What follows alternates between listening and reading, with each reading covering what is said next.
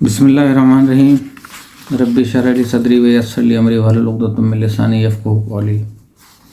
میرے تمام family channel کے ممبران کو میری طرف سے السلام علیکم ورحمۃ اللہ وبرکاتہ اور خوش آمدید۔ پروگرام تو مجھے دوسرے ٹاپکس پہ کرنا تھا، لیکن کیا کریں، مجبور ہیں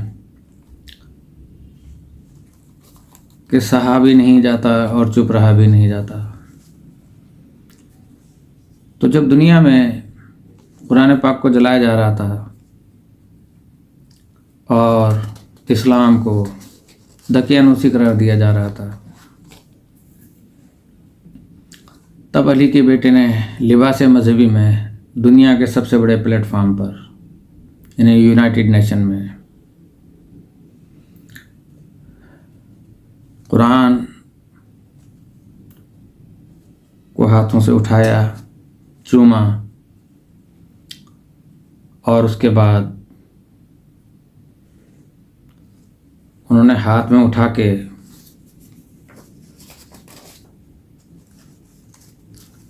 میری مراد ہیں ایران کے صدر آیت اللہ سید ابراہیم رئیسی شہید،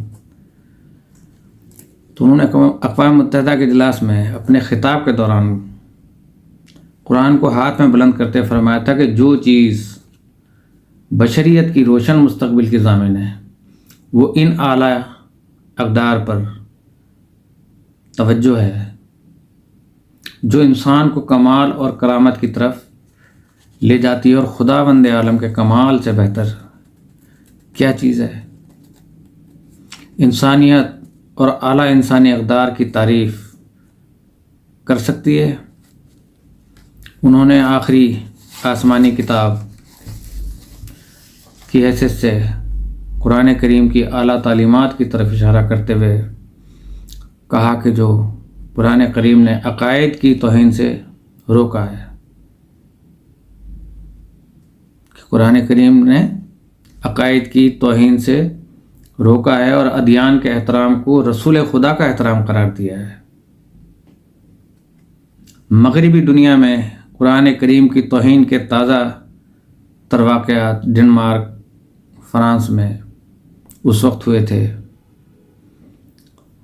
آپ دیکھیے گا تصویر میں،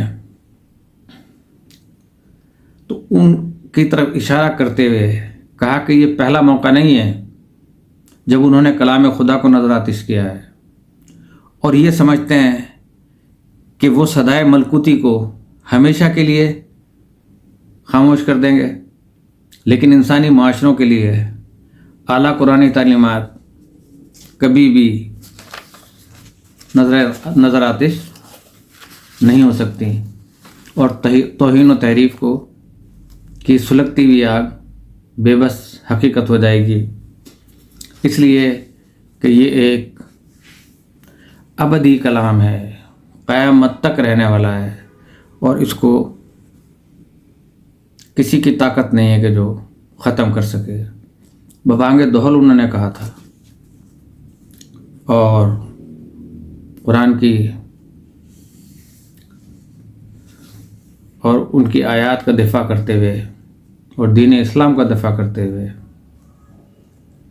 تو ظاہر ہے کہ دنیا نے ان کا دشمن ہونا تھا، کہ قرآن پاک کو جلائے جانے کی تاریخ آج سے نہیں ہے،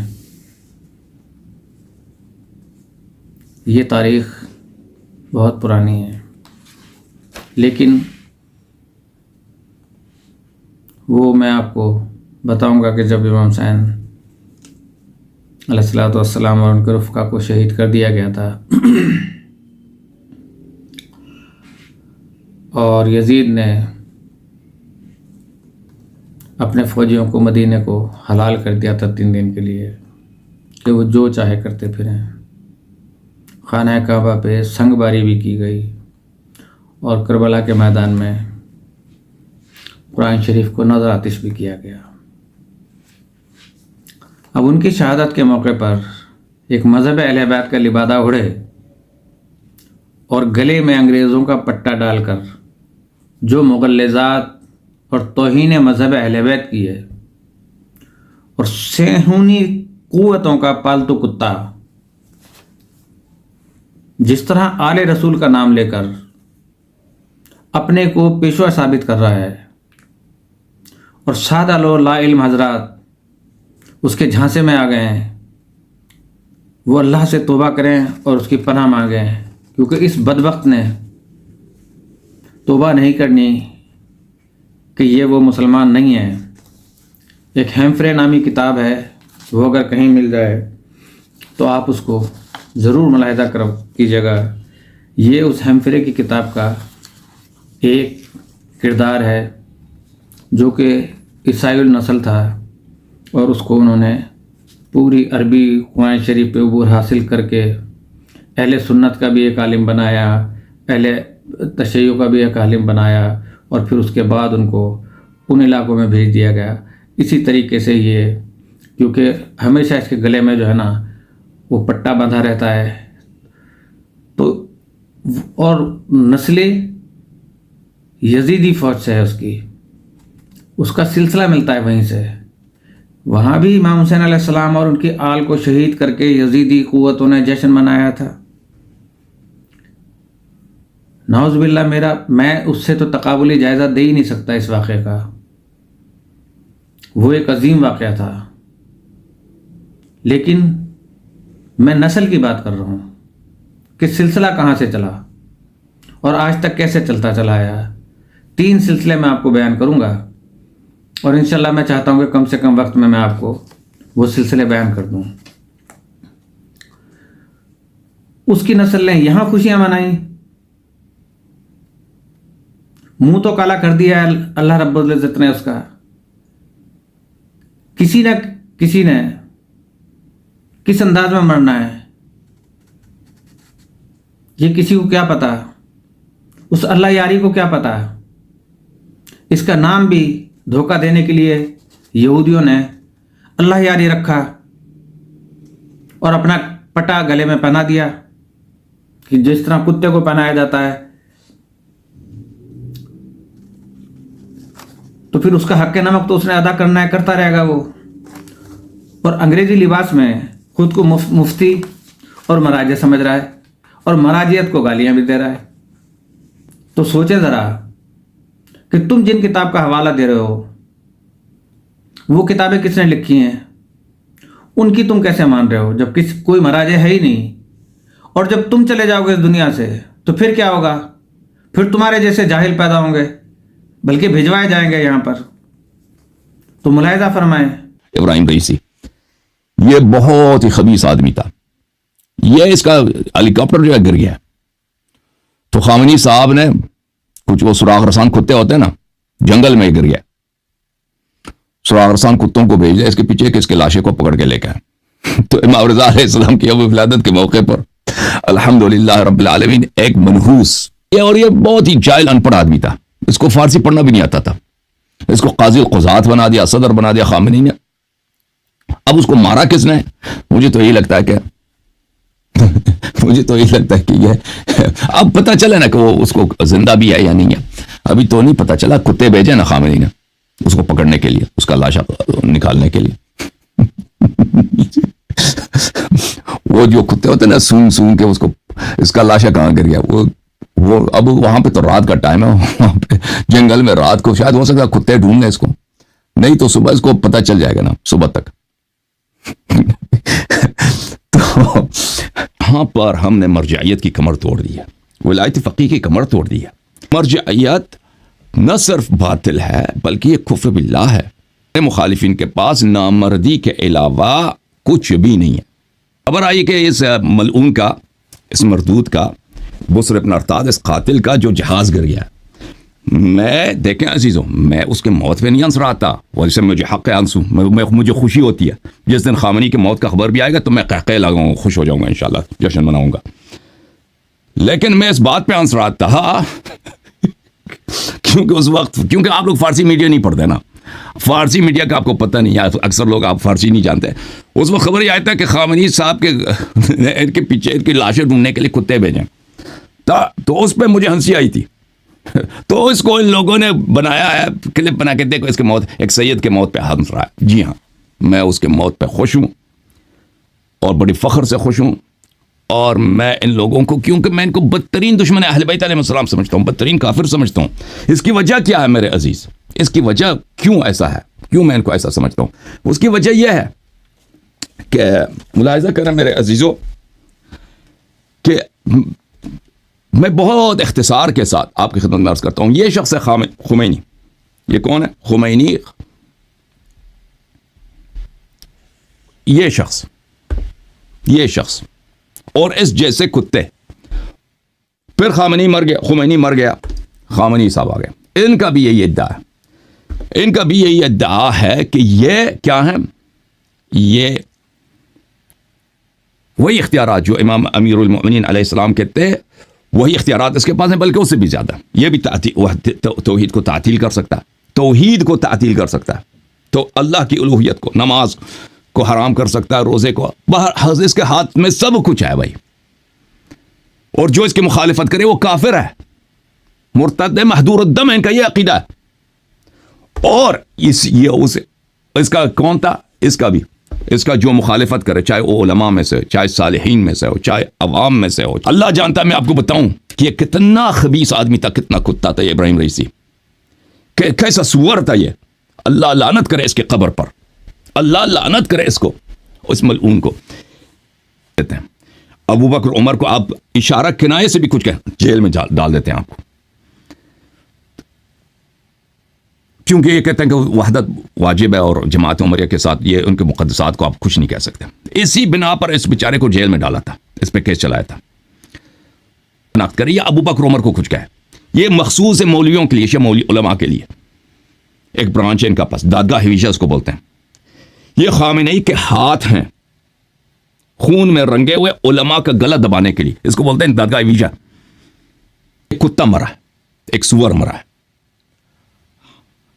ہمیں بالکل خوشی ہے, ہم قہقہہ ماریں گے, ہم جشن منائیں گے. اور جس دن خامنئی مرے گا, جس دن سیستانی جہنم واصل ہو, اس دن بھی ہم جشن منائیں گے, خوشی منائیں گے. یہ اہل بیت علیہ السلام کے دشمن ہے. کوئی یہ اہل بیت علیہ السلام سے منحرف ہیں, یہ اہل بیت علیہ السلام کا راستہ کو روکنے والے لوگ ہیں. ایک قاتل مرا ہے, معاویہ کا بسر ابن ارطاط مرا ہے. معاویہ کا ایک جلاد تھا, اس کا نام تھا بسر ابن ارطاط. اس کا کام یہی تھا کہ بے گناہ لوگوں کو قتل کرتا معاویہ کے حکم پہ. ہمارے زمانے کا خامنئی معاویہ ہے, اس کا بسر ابن ارطاط جہنم واصل ہوا ہے, اللہ کی لعنت ہو اس پر. اٹھا رہے ہیں ایک سور کے موت کو یہ لوگ. ایک مومن سید مرا ہے, مومن سید, یہ قاتل ہے, بے گناہ شیعہ نوجوانوں کا قاتل ہے. یہ شیعہ سید مرا ہے, اللہ لعنت کرے. کہ جو کسی طرح بھی مذہب اہل بیت کی نعوذ باللہ ماننے والوں کی زبان نہیں ہو سکتی. اسے ایران بدر کیا, اور شہنشاہ ایران کے حامیوں میں سے اس کے والدین تھے. افغانستان چلا گیا, پھر کہاں کہاں ناپید ہوتا رہا, پھر اسرائیلیوں سے یہودیوں کے ساتھ مل گیا, اور یہاں پاکستان میں شیعہ سنی کو لڑانے کا سلسلہ شروع کر دیا. بات کرنے کا بھی ڈھنگ نہیں ہے, ہاں بولے, ہاں یہ کریں, وہ اندازہ آپ خود لگا لیں گے کہ کون بول رہا ہے. یہ کوئی عالم کی زبان بتا دیتی ہے الگ سے کہ یہ عالم دین ہے کوئی, پھر اس کا نام نوٹ کر لیں, اللہ یاری, ملعون, کہ جس نے تمام فقیہ اور مراجع اعظام کو جن مغلظات سے نوازا ہے, وہ میں اپنی زبان سے ادا نہیں کر سکتا. آپ خود سن لیجئے گا, اس کے بعد فیصلہ کیجئے گا. تو یہ پرسنل ہوا ہے, اور پبلک کو یہ دھوکہ دے رہا ہے کہ میں یہ مذہبی میٹر ہے. اب جو بیان کرنے جا رہا ہوں, اب اس کی میں وجہ بتاؤں گا آپ کو کہ عیسائی مسلمانوں کے دشمن کیوں ہیں. آپ کو یاد ہوگا کہ میں نے ایک مباحثہ کا ذکر کیا تھا کہ نجران کے عیسائی, جب نبی کریم صلی اللہ علیہ وسلم نے اپنی نبوت کا اعلان کیا, تو نجران کے عیسائی جو تھے وہ حضور کے مقابلے میں آئے, اور اپنے ساتھ 60 یا 80 افراد کو، عیسائیوں کو وہ لے کر آئے کہ جو کہ سب کے سب ان میں عالم تھے، اور انہوں نے کہا کہ ہم اس نبی کو نہیں مانتے، اگر یہ سچا ہے تو ہمارے مقابلے میں آئے۔ تو کلام پاک میں اللہ تعالیٰ نے سورہ آل عمران آیت نمبر 61 میں ارشاد فرمایا، فمن حاجک فیہ من بعد ما جاءک من العلم فقل تعالی ندعو ابنانا و ابناکم و نساءنا و نساءکم و انفسنا و انفسکم ثم نبتہل فنجعل لعنت اللہ علی الکاذبین، کہ پھر اے محبوب اگر یہ لوگ عیسیٰ کے بارے میں تم سے جھگڑا کریں اور تم کو حقیقت الحال تو معلوم ہو ہی چلی ہے، تو ان سے کہنا کہ آؤ ہم اپنے بیٹوں کو، اپنی عورتوں کو بلائیں گے، اپنی جانوں کو بلائیں گے، اور تم اپنی عورتوں کو بلاؤ اور خود بھی آؤ، پھر دونوں فریق خدا سے دعا و التجا کریں گے اور جھوٹوں پر خدا کی لعنت بھیجیں گے۔ یہ سورہ آل عمران آیت نمبر 61۔ ایک وجہ جب یہ سلسلہ ہوا اور نبی کریم صلی اللہ علیہ وسلم خود گئے، اس کے بعد ان کے ساتھ جانوں کی جگہ، نفسوں کی جگہ حضرت علی کو لے کے گئے، عورتوں کی جگہ حضرت فاطمہ الزہرا سلام اللہ علیہا کو لے کے گئے۔ آپ کو بہت سی حقیقتیں سمجھ میں آ جائیں گی اس سے۔ بیٹوں کی جگہ حضرت امام حسن امام حسین کو لے کے گئے اور خود گئے۔ یہ 5 ہستیاں جب وہاں پہ پہنچی ہیں اور انہوں نے زمین پہ بیٹھ کر جب حضور اکرم صلی اللہ علیہ وسلم نے کہا کہ میں دعا کروں تو تم آمین کہنا، بچوں سے کہا۔ عیسائیوں نے جب یہ سنا، پہلے تو صحابہ کرام سے پوچھا یہ کون کون ہے، تو انہوں نے ان کا تعارف کرایا کہ یہ فلاں ہستیاں ہیں۔ اس کے بعد انہوں نے فوراً ایک فیصلہ کیا، 60 یا 80 عیسائیوں نے، کہ ان کو جلدی سے روکو، کیونکہ اب انہیں سمجھ میں آ گئی تھی کہ حق ان کے ساتھ ہی ہے، انہیں فوراً روکو۔ اگر رسول نے بد دعا کر دی، محمد ان کے بقول صلی اللہ علیہ وسلم بد دعا کر دی اور بچوں نے آمین کہہ دی، تو صفائے ہستی سے تا قیام قیامت عیسائی مٹ جائیں گے، ختم ہو جائیں گے۔ اور انہوں نے جا کے پھر ان سے جا کے کہا کہ یا رسول اللہ ہم ہار گئے۔ اس ہار کا نتیجہ آج عیسائی اس لیے دشمن ہے جس میں امریکہ پیش ہے۔ اب آ جائیں یہودیوں کی طرف، کہ میں جلدی سے بتاتا ہوں، اور اس کی جو تاریخیں ہیں، مغازی جلد نمبر 2 صفحہ نمبر 637، تاریخ ابن کثیر جلد نمبر 3، انسائکلوپیڈیا آف اسلام، المغازی واقدی جلد 2 صفحہ 700، تاریخ ابن کثیر جلد نمبر 3 صفحہ 375، اسٹلمینس کے انگریزی ترجمہ کیا سیرت النبویہ از ابن ہشام صفحہ نمبر 144 سے 149 تک، اور صحیح بخاری جلد 2 صفحہ 35 میں، کہ یہودیوں نے عورتیں اور بچے ایک قلعے میں اور سامان خرد و نوش اور دیگر ساز و سامان ایک اور قلعے میں رکھ دیا، اور قلعے پر تیر انداز تعینات کر دیے کہ جو قلعے میں داخل ہونے کی کوشش پر تیروں کی برسات کر دیا کرتے تھے۔ مسلمانوں نے پہلے 5 قلعوں کو ایک ایک کر کے فتح کیا، جس میں سے 50 مجاہدین زخمی اور 1 شہید ہوئے۔ یہودی رات کی تاریکی میں ایک دوسرے سے قلعے تک اپنا مال و اسباب اور لوگوں کو منتقل کرتے رہے۔ باقی 2 قلعوں میں قلعہ قموس سب سے بنیادی اور بڑا تھا، اور وہ ایک پہاڑی پہ بنا ہوا تھا۔ حضور صلی اللہ علیہ وسلم نے باری باری حضرت ابو بکر، حضرت عمر رضی اللہ تعالیٰ عنہ اور حضرت سعد بن عبادہ رضی اللہ تعالیٰ عنہ کی قیادت میں افواج اس قلعے کو فتح کرنے کے لیے بھیجیں، مگر مسلمان کامیاب نہ ہو سکے۔ پھر حضور صلی اللہ علیہ وسلم نے ارشاد فرمایا کہ کل میں اسے علم دوں گا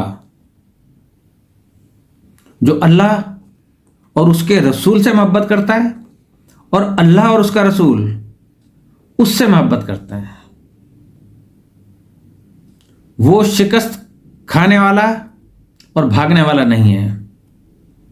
مینس کہ اس سے پہلے شکست کھا گئے تھے اور بھاگ گئے تھے، ورنہ رسول یہ نہ کہتے کہ اللہ اور اس کا رسول بھی اس کو دوست رکھتا ہے اور وہ بھی اللہ اور رسول کو دوست رکھتا ہے اور بھاگنے والوں میں سے نہیں ہے، یعنی غیر فرار ہے، جرار ہے. خدا اس کے دونوں ہاتھوں سے فتح عطا کرے گا. یہ سن کر اصحاب خواہش کرنے لگے کہ یہ سعادت انہیں نصیب ہو. اگلے دن حضور صلی اللہ علیہ وسلم نے حضرت علی کرم اللہ وجہہ کو طلب کیا. یہ میں کیونکہ اس کتاب سے پڑھ رہا ہوں تو کرم اللہ وجہہ بھی آپ کو پتہ ہے کہ انہیں کیوں کہا جاتا ہے کہ ان کا کبھی بھی ماتھا کسی بت کے آگے نہیں جھکا. تو اس پہ اللہ کا کرم ہو. اور رضی اللہ تعالیٰ عنہ ان کو کہا جاتا ہے کہ جو پہلے بتوں کو پوجا کرتے تھے بعد میں مسلمان ہوئے، کہ اللہ ان سے راضی ہو. لیکن اس پہ کیا ہے کہ کرم اللہ وجہہ، کہ اللہ کا کرم ہو ان پر. صحابہ کرام نے بتایا کہ انہیں آشوب چشم ہے، لیکن جب حضرت علی کرم اللہ وجہہ آئے تو حضور صلی اللہ علیہ وآلہ وسلم نے اپنا لعاب دون ان کی آنکھوں میں لگایا، جس کے بعد تا زندگی نے کبھی آشوب چشم نہیں ہوا. حضرت علی کرم اللہ وجہہ قلعے پر حملہ کرنے کے لیے پہنچے تو یہودیوں کے مشہور پہلوان مرہب کا بھائی مسلمانوں پر حملہ آور ہوا، مگر حضرت علی کرم اللہ وجہہ نے اسے قتل کر دیا اور اس کے ساتھی بھاگ گئے. اس کے بعد مرہب رجس پڑھتا ہوا، یعنی جنگی نعرہ پڑھتا ہوا میدان میں اترا اور اس نے ذرا بختر اور خود پہنا ہوا تھا. اس کے ساتھ ایک زبردست لڑائی کے دوران حضرت علی کرم اللہ وجہہ نے اس کے سر پر تلوار کا ایسا وار کیا کہ اس کا خود، یعنی جو ایک لوہے کا وہ پہنتے تھے سروں کے اوپر، اس کو کہا جاتا ہے کہ خود اور سر درمیان سے دو ٹکڑے ہو گیا. اس کی ہلاکت پر خوف زدہ ہو کر اس کے ساتھی بھاگ کر قلعے میں پناہ گزین ہو گئے. حضرت علی کرم اللہ وجہہ نے قلعے کا دروازہ جو 20 آدمی کھولتے تھے اکھاڑ لیا قوت الہی سے، اور اس قلعے کے سامنے والی خندق پر رکھ دیا، کیونکہ اس قلعے کے دروازے کے آگے ایک بہت بڑی انہوں نے خندق بنائی ہوئی تھی کہ کوئی قلعے میں داخل نہ ہو سکے. یہودیوں نے ایسی چال چلی ہوئی تھی. تو وہ دروازہ حضرت علیہ السلام نے نکال کر پورے قلعے کو ہلا دیا اور وہ دروازہ اس خندق کے اوپر رکھ دیا تاکہ افواج اور گھڑ سواروں سمیت قلعے میں داخل ہو سکیں. اس فتح میں 93 یہودی ہلاک ہوئے اور قلعہ فتح ہو گیا. وہ جنگ آج تک یہودیوں کو یاد ہے. ہم تو اپنے اسلاف کو بھول جاتے ہیں نا، مسلمان تو اپنے رہبروں کو بھول جاتے ہیں، وہ نہیں بھولتے. تو یہودی اس وجہ سے دشمن ہے، عیسائی اس وجہ سے دشمن ہے. اب اس کے بعد جو میں آپ کو جو بتانے جا رہا ہوں کہ مسلمانوں میں جو ان کے دشمن ہیں، شروع میں بھی میں نے آپ کو بتا دیا اور آخر میں بھی میں آپ کو بتانے جا رہا ہوں کہ جب حضرت امام علیہ الصلوۃ والسلام کے ساتھیوں کو شہید کر دیا گیا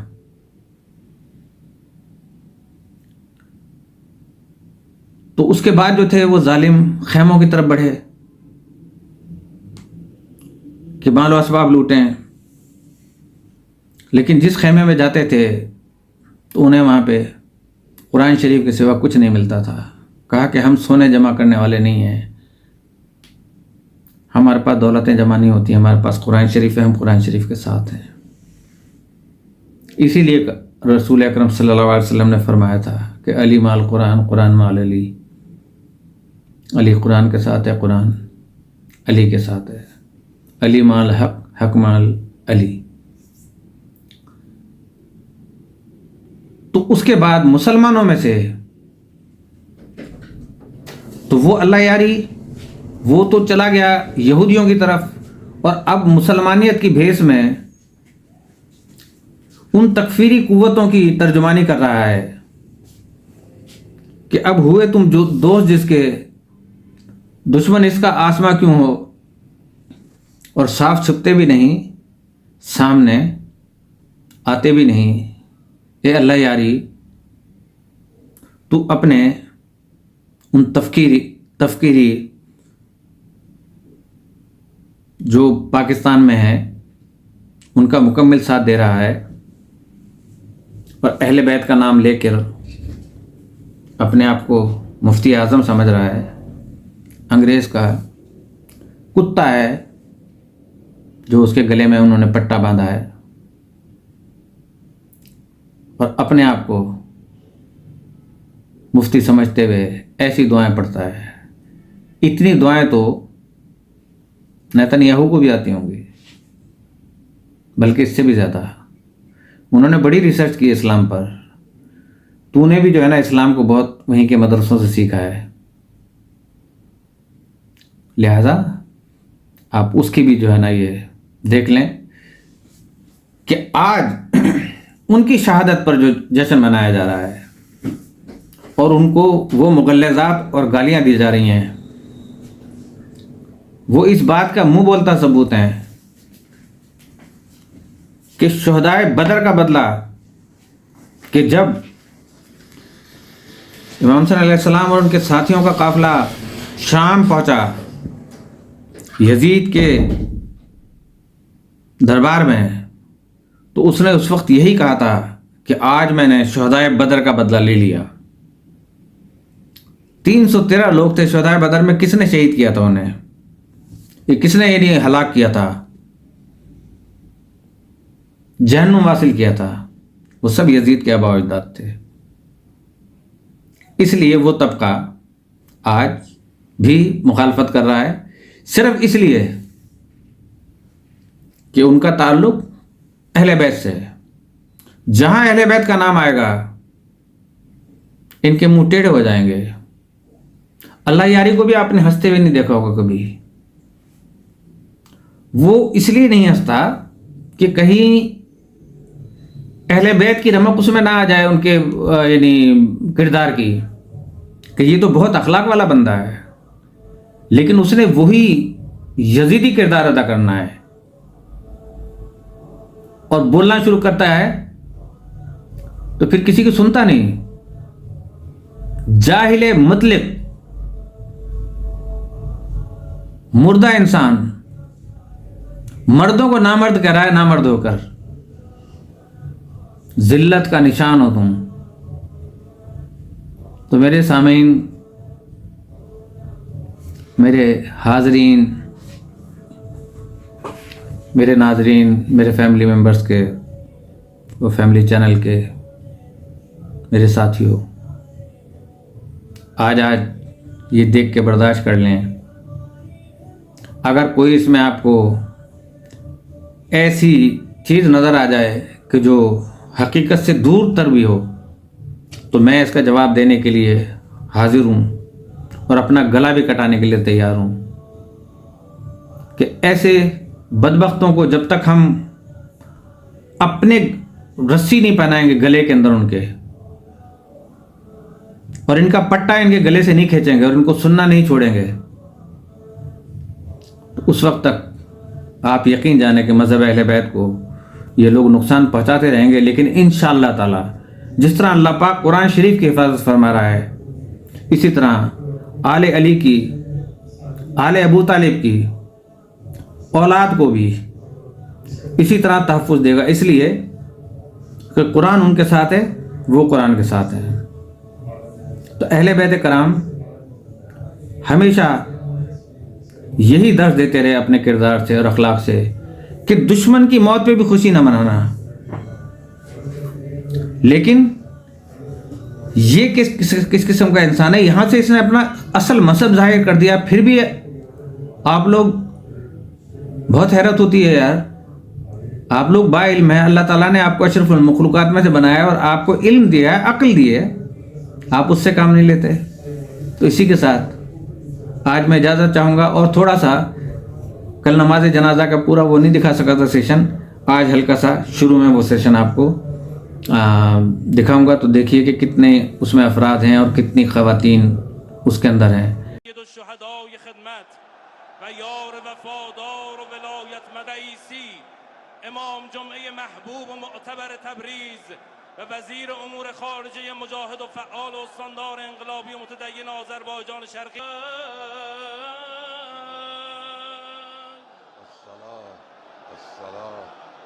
الصلاة الله أكبر وصلى على جميع الأنبياء والمرسلين والمسلمين والمسلمات الأحياء. اللهم إنهم وإن كانوا مسيئين فتجاوز عنهم منهم إلا خيرا. اللهم إنا لا نعلم منه ولا نجد من دونك ملتحدا. رحم الله من قرأ فاتحة عزیز و بزرگ. یہ جنازے ہوتے ہیں. یہ سمجھ رہا ہے کہ یہ نورانی شکل میں مرے گا؟ یہ تو شاہ کی پیداوار ہے، جو وہاں پہ عیاشی ہوتی تھی ان کی پیداوار ہے. تو اسی کے ساتھ میں آپ سے اجازت چاہتا ہوں. کہا سنا معاف کیجیے گا، اور دعا میں یاد رکھیے گا اللہ پاک ہم سب کی جان و مال و عزت و آبرو اور ایمان کی حفاظت فرمائے، اور آپ لوگوں کو بھی صحت کاملہ و عاجلہ بابرکت طول عمر عطا فرمائے، اور جو مقروض ہیں ان کا قرض خزانہ غیب سے عطا فرما دے. اور میرے اللہ جو تہمتیں لگاتے ہیں ان تہمتیں لگانے والوں پر بھی اپنا عذاب ڈھا دے. تو السلام علیکم ورحمۃ اللہ وبرکاتہ.